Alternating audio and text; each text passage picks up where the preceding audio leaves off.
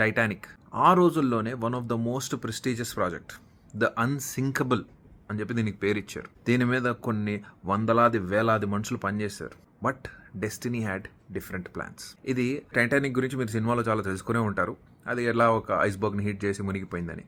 ఈ ship A రోజైతే మునిగిందో ఆ రోజు దానికి 14 మైల్స్, కేవలం 14 మైల్స్ అంటే ఆల్మోస్ట్ అబౌట్ ఒక 45 మినిట్స్ దూరంలో ఎస్ఎస్ కాలిఫోర్నియా అని ఒక షిప్ డాక్ చేసింది. కానీ దౌర్భాగ్యం ఎలా రాసుంటుందంటే, అదే రోజు ఈ ఎస్ఎస్ కాలిఫోర్నియా షిప్ ఏదైతే ఉంటుందో దాని రేడియో ఇన్ఛార్జ్ దాని రేడియో ఆఫ్ చేస్తాడు.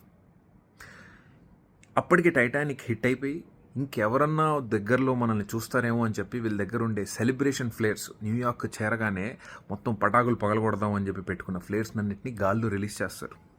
ఆ లైట్ చూసన్నా ఎవరన్నా వస్తారా అని. పొద్దున లేచి రేడియో ఓపెన్ చేస్తే కొన్ని వందలాది మెసేజ్లు SOS హెల్ప్ గురించి. ఆ షిప్ ఎక్కడైతే మునిగిందో అక్కడ temperature freezing cold, instant death వచ్చింది. ఇంత పెద్ద షిప్, దాంట్లో కావాల్సినన్ని లైఫ్ బోట్స్ కూడా లేవు.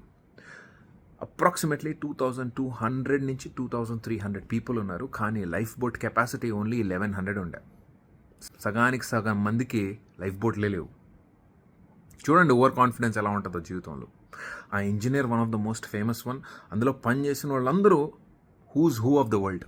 బట్ టైం, దాన్ని రెకేజ్ ఏదైతే ఆ మిగిలిన పార్ట్స్ని తీయడానికి పంపిస్తే అక్కడ ఉండే వాటర్ ప్రెషర్కి ఆ రెకేజే డిస్ట్రాయ్ అయిపోయింది. ఆ పెద్ద పెద్ద ఐరన్ డోర్స్, స్టీల్స్ మొత్తం పగిలిపోయాయి. ఎందుకంటే వాటర్ లోపలికి వెళ్తుండే కొద్దీ ప్రెషర్ పెరుగుతుంది. ఇన్ సింపుల్ వర్డ్స్, సముద్రం లోపల ఎంత ప్రెషర్ ఉంటుందంటే almost all around 2 lakh aeroplanes of బరువుని మన చేతుల మీద మోస్తున్నట్టు. ఒక చిన్న మెటఫర్ ఎగ్జాంపుల్గా చెప్తున్నా. అందుకే నాసా కూడా సముద్రం కింద ఏముంది చూడడం అనే ప్రాజెక్టులు ఆపేసి ప్రపంచం బయట ఏముందో అది కనుక్కుందామని మార్స్ మిషన్ అని, మూన్ మిషన్ అని నడుపుతుంది. మనం ఉంటున్న ప్రపంచంలో, మనం చూస్తున్న ఈ బ్యూటిఫుల్ సన్సెట్లో ఈ సముద్రం కింద కొన్ని వందలాది వేలాది తెలియని లక్షలాది ప్రాణాలు, కొన్ని అన్బిలీవబుల్ సీక్రెట్స్ ఉన్నాయి. ఇప్పటి వరకు సముద్రం డెప్త్ టచ్ చేసిన మనిషి అనేవాడే లేడు. The deepest point is called Marina trench. కానీ ఎవ్వరు కూడా అక్కడ దాకా చేరలేకపోయారు. ఒక మషిన్ పంపించారు. అందులో మన స్పీల్బర్గ్, ఈ సినిమా డైరెక్టర్, మషిన్లో కూర్చొని వెళ్ళాడు. మరి అది ఎంతవరకు నిజమో. NASA exploration of earth and seas అనే మిషన్ని ఆపేసింది.